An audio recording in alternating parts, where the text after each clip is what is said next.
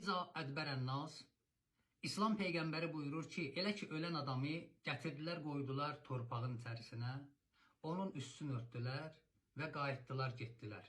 Ədbərən nas, yəni cəmaət dağıldı, o cəmaətin arxasında qaldı. Allah ona xitab eləyər.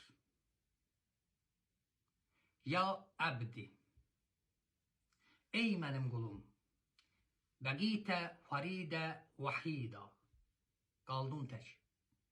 Hamı getdi, sən tək qaldın.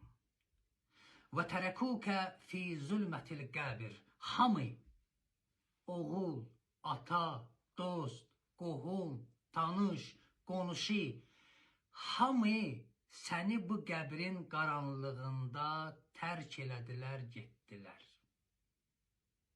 Və qad əsəytəni li əclihim, sən onlara görə mənə günah eləyirdin.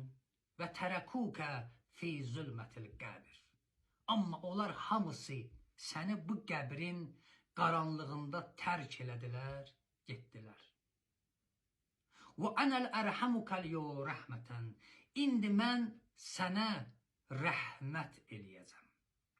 Elə bir rəhmət eləyəcəm ki, yətəəccəbul münhüm xəlaik, bütün yaradılış o rəhmətə təəccüb eləyəcək. Amma əlində bir şey ola.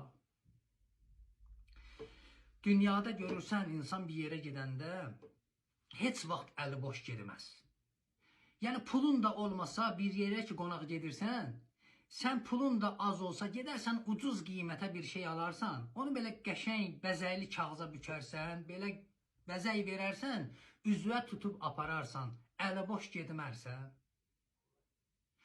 Üç şey hər şeydən mühümdür. Yəni insan dünyadan gedəndə o üç əməli əlində aparsa xoş onun halına.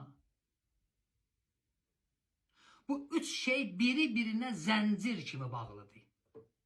İkisi ola, biri olmaya mümkündür. Bunun birincisi tevhiddir. Yəni əqidə. İnsanın əqidəsi olmalıdır. Allah'ı tanımalıdır. Xaliqi tanımalıdır. Bilməlidir ki, Allah birdir, gözə görünməzdir, toxunulmazdır.